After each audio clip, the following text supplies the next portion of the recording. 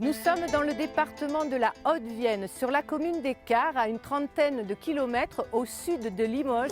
Ces vestiges, ces ruines que vous voyez derrière moi sont celles du château d'Écart, château de la Renaissance, et c'est Patrice Comte, archéologue à la DRAC, qui va nous raconter son histoire. Patrice Comte, ces vestiges que nous avons derrière vous sont les restes d'un château de la Renaissance. Ils datent de quand ? En fait, c'est un château qui, à l'origine, est beaucoup plus ancien, et on le connaît à la fois par l'archéologie et les sources d'archives. Il est mentionné comme Castrum au XIVe siècle.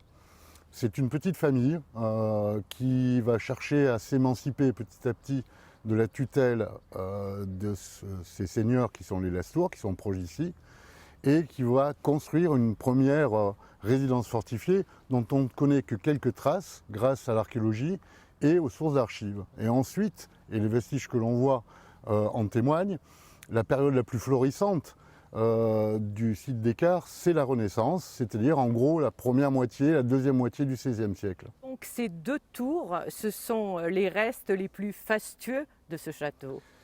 Oui, en fait, ce sont les éléments les plus visuels de ce qui reste du château, qui a été malheureusement ruiné au cours des siècles, mais on a d'autres témoignages, en particulier des collections d'éléments lapidaires, c'est-à-dire des sculptures, qui témoignent également de ce faste d'une des plus grandes résidences seigneuriales du XVIe siècle en Limousin. À la fin du XVIe siècle, au moment des guerres de religion, on va voir se produire une refortification du site qui va entraîner certaines modifications. C'est pour cela que les ruines qui sont derrière moi ressemblent à la fois à un château du Moyen-Âge et à la fois à un château de la Renaissance. On le voit en particulier sur cette tour, qui est de la deuxième moitié du XVIe siècle et qui comprend à peu près toute la grammaire de la fortification de cette époque. C'est l'apparition de canonnières, c'est les bouches que l'on voit ici de part et d'autre de la porte. On en voit d'autres à l'étage. Là, c'est une canonnière, Patrice ? En face, oui, vous en avez une. Vous avez aussi des bouches à feu de petit calibre, juste ici. Ces ouvertures servaient pour le tir avec des petites armes portables, des mousquets, des mousquetons.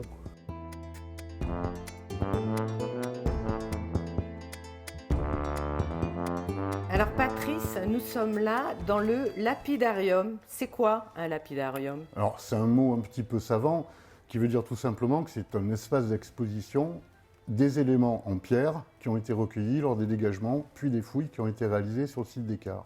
Les éléments lapidaires qui sont contenus dans cette salle d'exposition témoignent de deux phases importantes de l'histoire du château. La phase, on va dire, militaire, au moment des guerres de religion en particulier, mais également aussi avant, à la fin de la guerre de 100 ans.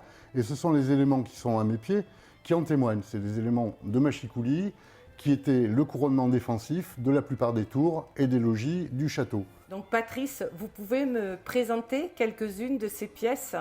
Oui, on en a un échantillon ici, il y en a d'autres de plus petits formats qui sont aussi intéressantes, mais on en a quelques-unes qui sont vraiment des témoignages de l'art de la Renaissance et qui témoignent aussi du faste du château qui pouvait être comparable à des châteaux comme Chenonceau par exemple.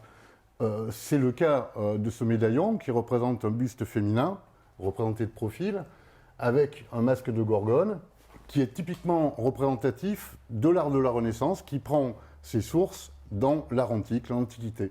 Donc c'est à la fois un personnage de la Renaissance, mais traité à la manière antique, et ce médaillon équipait peut-être la façade du château, où un élément important dans la cour du château était peut-être accompagné d'un autre médaillon masculin, celui-ci, mais que nous n'avons pas encore retrouvé. Alors Patrice, là nous sommes devant les écuries du château d'Écart. C'est un bâtiment qui est très très long, il fait plus de 30 mètres de long sur 10 mètres de large, dévolu aux écuries du château bien entendu, mais qui intègre également des éléments de décoration qui sont propres à la période de la deuxième moitié du XVIe siècle, en particulier les lucarnes qui sont derrière nous, qui reprennent le vocabulaire artistique de l'époque. Nous sommes à l'intérieur de ces écuries. La pièce d'exception ici, c'est cette voûte.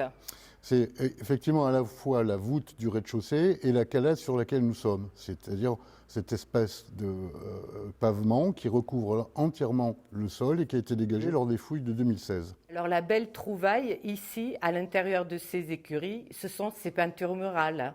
Absolument, c'est un exemple unique en Limousin. Ici, on a par exemple une succession de chevaux de grande taille. C'est le registre qui est le plus proche de nous. Puis ensuite, en montant le long de la voûte, on va apercevoir des chevaux de plus petite taille, en particulier sur l'autre côté.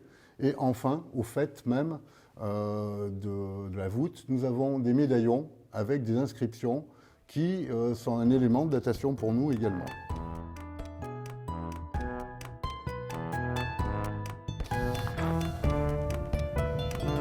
Patrice, sans le travail et l'implication de la commune, tout ça n'existerait probablement pas. Oui, effectivement, ces sites patrimoniaux importants doivent être pris en charge par les collectivités territoriales et en premier lieu par la commune qui travaille en collaboration avec la DRAC, avec l'association Arkea et divers partenaires pour arriver à valoriser, mettre en valeur et conserver ces vestiges patrimoniaux importants. Merci Patrice pour cette belle découverte. Merci beaucoup.